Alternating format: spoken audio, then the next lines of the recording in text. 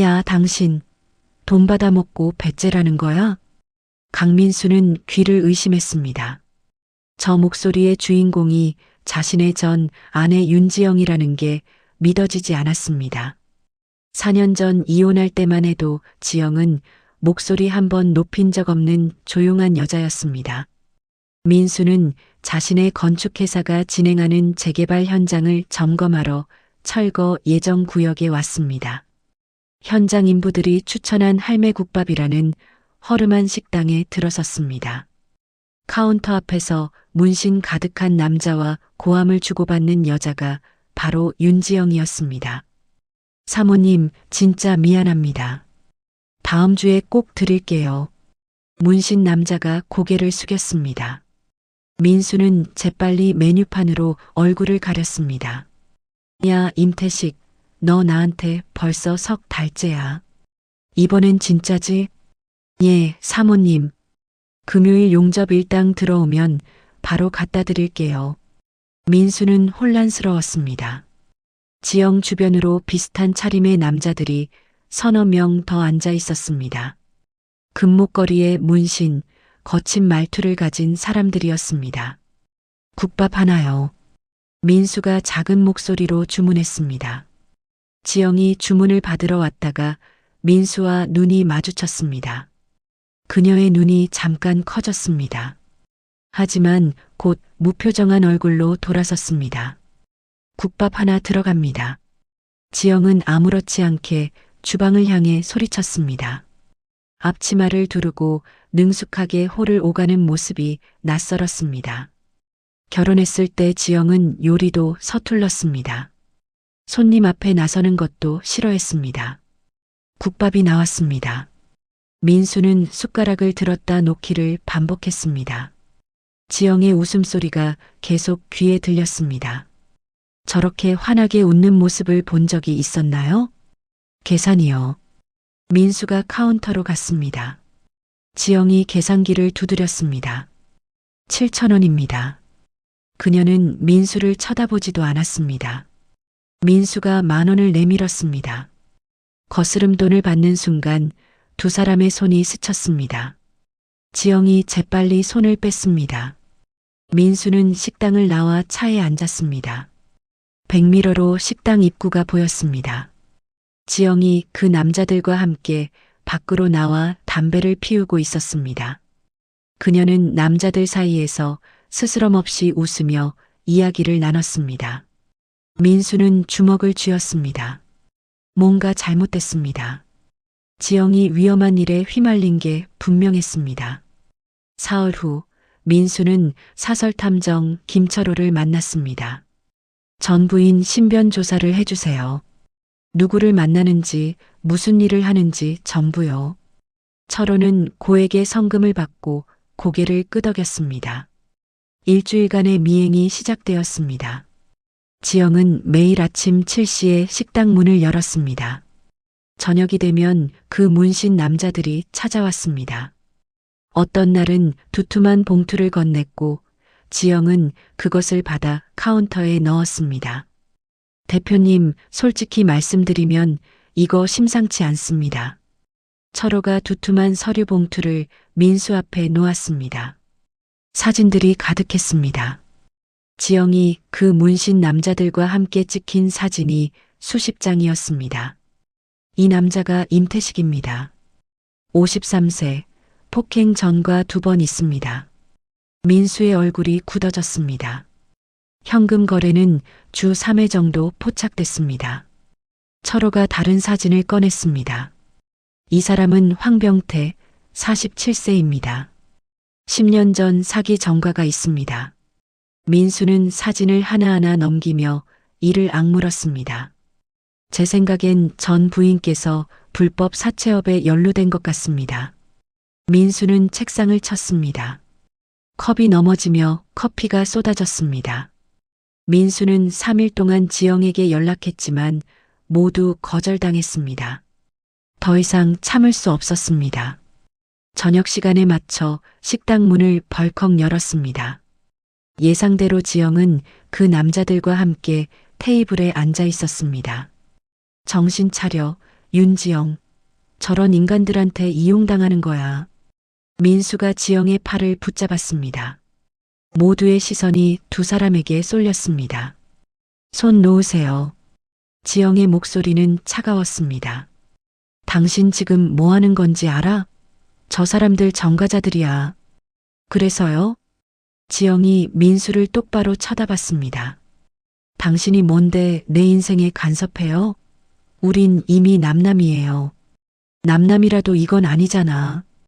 임태식이 앞으로 나왔습니다. 여보게, 여기서 무슨 짓인가? 당신들이 지영한테 뭘 시킨 거요? 돈 거래하는 거 다 봤어요. 지금 뭐라는 건가? 태식이 한 발 다가섰습니다. 주먹 다짐이 벌어질 것 같았습니다. 그만해요, 태식 씨. 지영이 두 사람 사이에 섰습니다. 이 사람 내가 처리할게요. 들어가 계세요. 지영이 민수의 팔을 잡아 끌었습니다. 식당 밖으로 나왔습니다. 뭐 하는 짓이에요, 민수 씨? 내가 뭘 하는 짓이냐고? 당신이 뭘 하는 건데? 나 다 알아요. 탐정 고용해서 당신 미행시켰어. 지영의 표정이 굳어졌습니다. 미행을 시켰다고요? 그래. 당신 걱정돼서 그런 거야. 강민수 씨, 당신 정말 한심하네요. 지영의 목소리가 떨렸습니다. 이혼한 지 4년이나 됐는데 아직도 내가 당신 소유물인 줄 아세요? 소유물? 난 그냥 걱정돼서. 결혼 생활 10년 동안 당신은 날 한 번도 제대로 본 적 없어요. 내가 뭘 좋아하는지, 뭘 힘들어하는지 아무것도 몰랐잖아요. 지영아, 이제 와서 구원자인 척하지 마세요. 난 당신 없이도 잘 살아요. 지영은 돌아서서 식당으로 걸어갔습니다. 대화가 안 끝났어. 끝났어요. 우리 대화는 4년 전에 끝났어요. 지영이 식당 문을 닫았습니다. 민수는 어두운 골목에 혼자 남았습니다. 그날 밤 민수는 잠을 이루지 못했습니다. 새벽에 일어나 다시 철거촌으로 향했습니다. 식당 앞 벤치에 박순자 할머니가 앉아 있었습니다. 할머니, 커피 한 잔 하시죠. 민수가 편의점 커피를 건넸습니다. 당신 지영이 전 남편이지? 며칠 전에 난리친 사람. 죄송합니다. 제가 오해를 해서요. 순자는 한숨을 쉬었습니다. 지영이 얘기 들으러 왔죠? 네. 제가 너무 몰라서요. 순자는 잠시 말이 없었습니다. 4년 전 그 애가 여기 처음 왔을 때 말이야. 정말 볼품 없었어. 순자가 이야기를 시작했습니다. 지영은 이혼 후 갈 곳이 없었습니다. 설거지부터 시작했습니다. 하루 4만 원 받고요. 1년 만에 1,000만 원을 모았습니다. 그 돈 들고 와서는 식당을 인수하겠다고 하더라고. 순자는 5천만 원의 식당을 넘겼습니다. 지영은 3년 동안 빚을 갚았습니다. 한 달도 안 밀리고요. 그러면서 이 동네 사람들이랑 친해졌죠.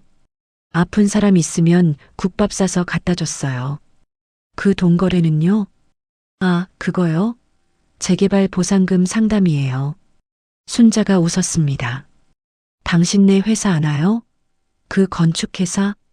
네, 제 회사입니다. 그 회사가 우리한테 터무니없는 보상금을 제시했어요. 시세의 절반도 안 돼요. 민수는 얼굴이 화끈거렸습니다. 지영이는 우릴 돕고 있어요. 정당한 보상을 받을 수 있게요. 그런데 당신은 와서 뭐라고 했죠? 위험한 일 한다고? 민수는 고개를 들 수 없었습니다. 전과자들이랑 어울린다고 했죠? 태식이는 30년 용접공이에요. 순자가 자리에서 일어났습니다. 지영이한테 미안하다고 전해요. 그리고 다시는 오지 마세요. 민수는 회사로 돌아와 문을 잠갔습니다. 재개발 프로젝트 서류를 전부 꺼냈습니다. 책상 위에 서류가 쌓였습니다. 보상금 산정서를 보는 순간 손이 멈췄습니다. 시세조사 자료와 실제 보상금이 달랐습니다. 3억짜리 건물에 1억 5천만 원이 책정되어 있었습니다. 이게 뭐야? 민수는 다른 서류들도 확인했습니다. 모두 비슷했습니다. 시세의 절반도 안 되는 보상금이었습니다. 전화기를 집어들었습니다.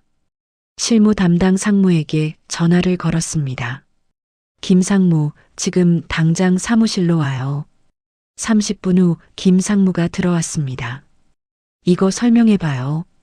보상금 산정 자료 아닙니까? 뭐가 문제죠? 문제가 뭐냐고요? 시세랑 안 맞잖아요.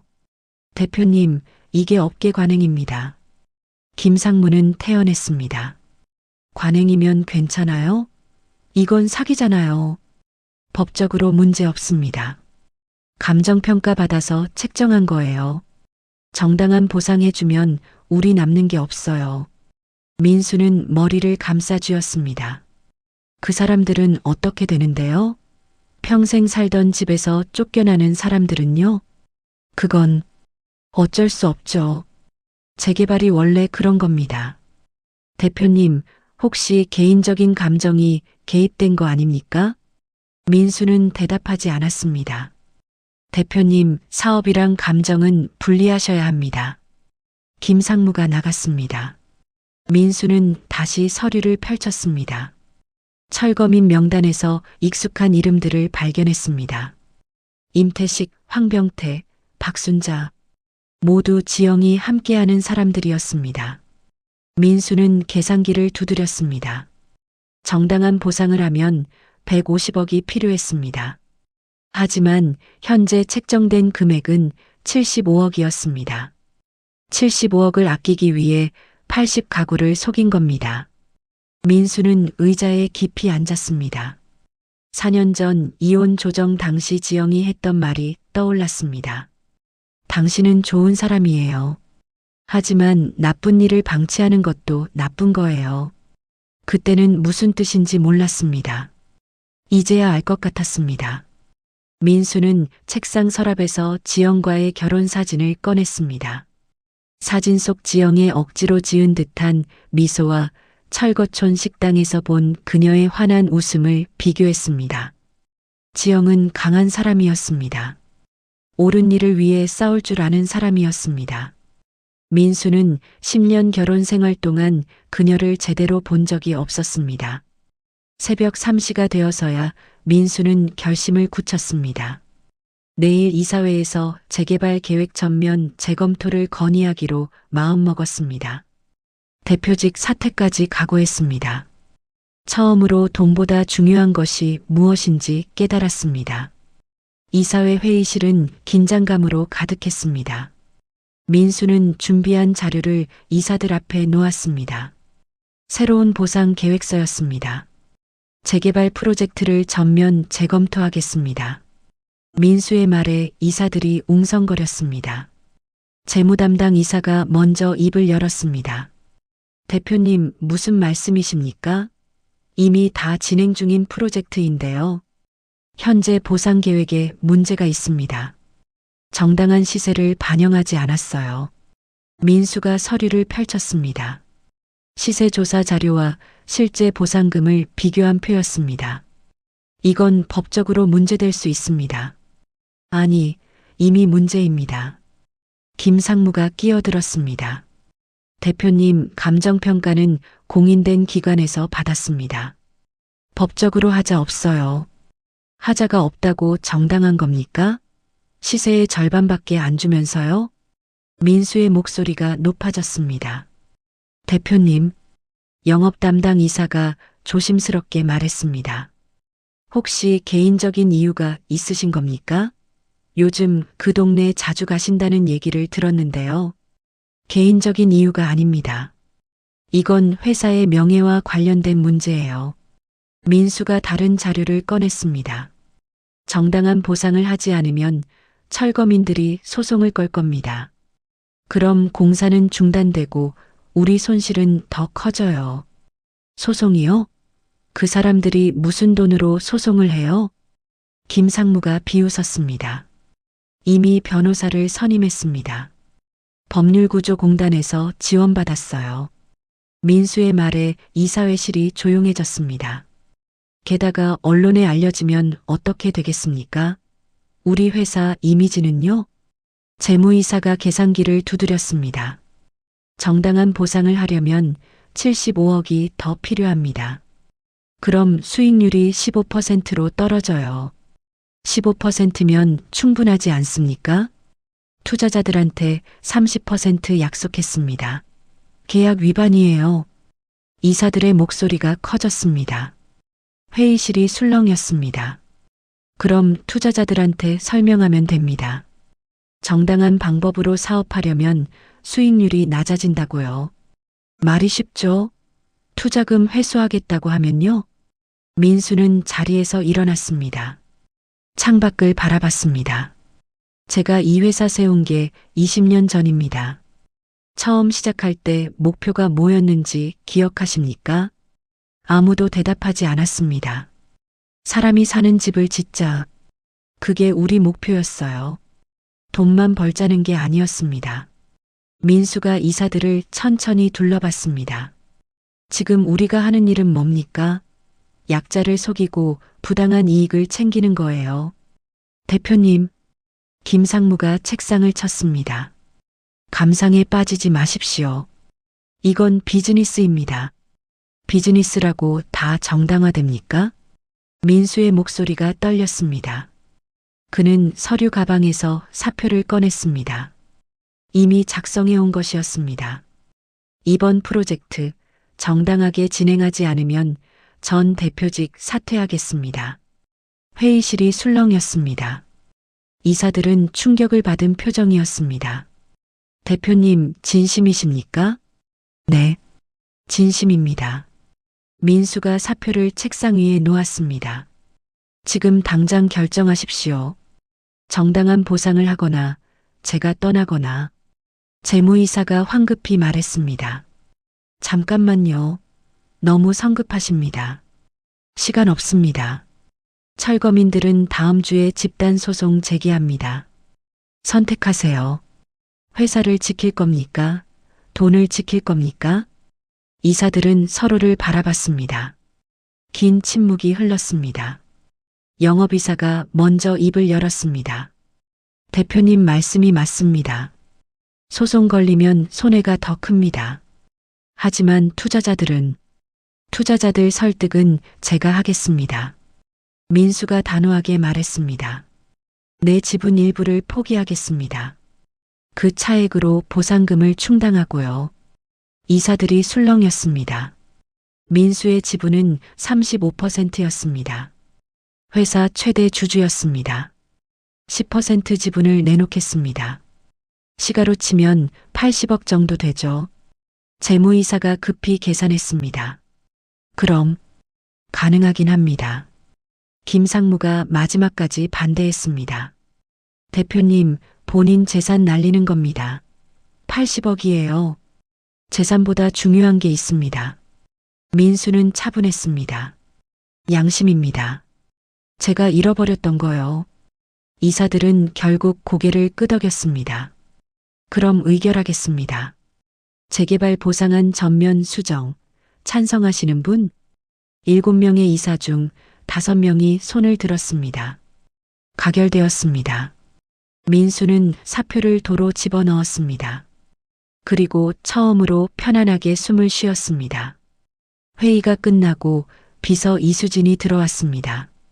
대표님, 철거민 설명회 일정 잡을까요? 네. 가능한 빨리요.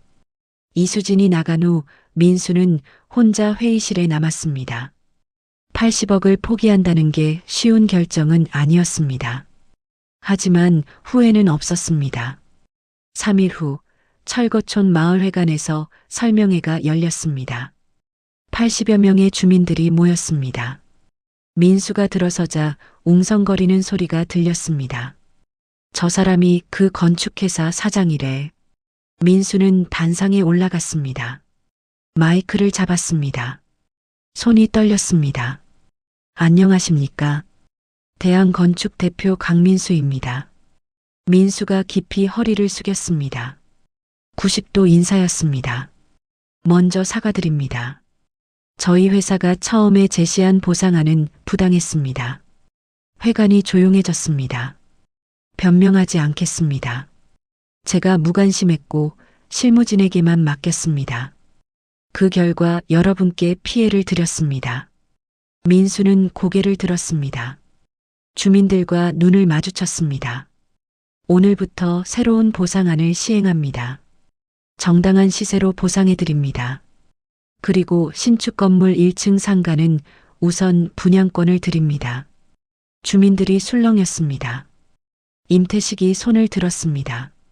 사장님, 그게 진짜입니까? 네, 진짜입니다. 여기 계약서가 있습니다. 실무진이 계약서를 나눠주기 시작했습니다. 주민들이 계약서를 받아들고 읽었습니다. 얼굴이 밝아졌습니다. 이거 진짜네. 시세대로 주네. 민수는 뒤편을 훑어봤습니다. 지영이 보였습니다. 구석에 조용히 서 있었습니다. 민수와 눈이 마주쳤습니다. 지영은 작게 고개를 끄덕였습니다. 인정한다는 표시였습니다. 설명회가 끝났습니다. 주민들이 하나둘 나갔습니다. 민수는 서류를 정리하며 지영을 기다렸습니다. 민수 씨, 뒤에서 지영의 목소리가 들렸습니다. 민수는 천천히 돌아섰습니다. 오랜만입니다. 민수가 어색하게 웃었습니다. 고맙습니다. 주민들 위해 이렇게 해주셔서. 아닙니다. 제가 당연히 해야 할 일이었어요. 둘 사이에 침묵이 흘렀습니다. 저, 커피라도 한잔 할까요? 민수가 조심스럽게 물었습니다. 지영은 잠시 망설이다 고개를 끄덕였습니다. 좋아요. 우리 식당으로 가요. 두 사람은 나란히 마을회관을 나섰습니다. 석양이 지고 있었습니다. 식당에 도착했습니다. 영업시간이 끝나 손님은 없었습니다. 지영이 커피를 내렸습니다. 설탕 넣으세요? 아니요, 블랙으로요. 지영이 놀란 표정을 지었습니다. 예전엔 설탕 2스푼 넣었잖아요. 사람은 변하나 봅니다. 민수가 쓴웃음을 지었습니다. 지영도 미소를 지었습니다. 많이 변했네요, 민수 씨. 당신도요. 아니, 당신은 원래 이런 사람이었는지도 모르겠어요. 제가 몰랐던 거죠. 지영이 커피를 한 모금 마셨습니다. 4년 전에 이혼하길 잘했어요. 그때 헤어지지 않았으면 전 평생 강민수의 아내로만 살았을 거예요. 미안해요. 그때 제가 너무 몰랐어요. 이제 와서 사과받고 싶진 않아요. 그냥 각자 잘 살면 되는 거죠. 민수는 고개를 끄덕였습니다. 그래도 고마워요, 지영 씨. 당신 덕분에 제가 잃어버린 걸 찾았어요. 뭘 찾았는데요? 양심이요. 사람 보는 눈이요. 그리고 제대로 사는 법이요. 지영은 민수를 바라봤습니다. 그의 눈이 진심이었습니다. 잘 됐네요. 늦었지만요. 네, 늦었지만 그래도 다행이죠. 두 사람은 커피를 마시며 이야기를 나눴습니다. 예전처럼 어색하지 않았습니다. 앞으로 어떻게 지내실 거예요? 민수가 물었습니다. 여기서 계속 식당 할 거예요. 새 건물 1층 상가에 2호점 낼 생각이에요. 좋네요. 잘 될 거예요. 민수 씨는요? 저는 회사 일 계속하겠죠. 이번처럼 정당하게요. 지영이 웃었습니다. 그럼 됐네요. 민수가 자리에서 일어났습니다. 이만 가볼게요. 바쁘실 테니까. 네. 조심히 가세요. 민수가 식당 문을 열었습니다. 나가려다 멈춰섰습니다. 지영 씨. 네. 행복하세요. 지영은 잠시 민수를 바라보다 답했습니다. 민수 씨도요. 민수가 식당을 나갔습니다. 골목을 걸어나가는 그의 발걸음은 가벼웠습니다. 지영은 창가에 서서 민수의 뒷모습을 지켜봤습니다. 그가 모퉁이를 돌아 사라질 때까지요. 그날 밤 민수는 사무실에 혼자 남아 있었습니다. 창밖으로 도시의 야경이 보였습니다. 비서 이수진이 퇴근 인사를 하러 들어왔습니다. 대표님, 먼저 들어가겠습니다. 수고했어요. 참, 대표님. 응? 지분 매각하신 거 후회 안 하세요? 80억인데. 민수가 웃었습니다. 전혀요. 80억보다 값진 걸 얻었으니까요. 뭘 얻으셨는데요? 잠이요. 편한 잠. 민수는 창밖을 바라봤습니다. 예전엔 밤마다 뒤척였습니다. 돈 걱정, 사업 걱정에 잠을 못 이뤘습니다. 하지만 이제는 달랐습니다. 밤에 눈을 감으면 편안했습니다. 누구에게도 미안하지 않았습니다. 떳떳했습니다. 1년 후, 철거촌 자리에 새로운 건물이 완공되었습니다. 15층짜리 복합 건물이었습니다. 1층 상가 한쪽에 할매국밥 2호점의 깨끗한 간판이 걸렸습니다. 개업식 날 꽃바구니가 도착했습니다. 카드에는 이렇게 적혀 있었습니다. 새 출발을 축하합니다. 당신이 가르쳐준 용기 잊지 않겠습니다. 마이너스 강민수. 지영은 카드를 보며 미소 지었습니다. 그 꽃을 카운터 한쪽에 조심스럽게 놓았습니다. 저녁 무렵 민수는 퇴근길에 새 건물 앞을 지나갔습니다. 식당에 불이 환하게 켜져 있었습니다. 창문 너머로 지영이 보였습니다. 민수는 차를 세우지 않았습니다. 그저 천천히 지나갔습니다. 잘 살아요, 윤지영. 민수는 중얼거렸습니다. 그리고 미소 지었습니다. 두 사람은 더 이상 부부가 아니었습니다. 하지만 서로에게 중요한 사람이었습니다. 지영은 민수에게 가르쳐 줬습니다. 진짜 강한 게 뭔지, 진짜 용기가 뭔지를요. 민수는 지영에게 보여줬습니다. 사람은 변할 수 있다는 것을요. 석양이 지고 있었습니다. 새 건물에 노을빛이 물들었습니다. 두 사람 모두 각자의 자리에서 빛나고 있었습니다.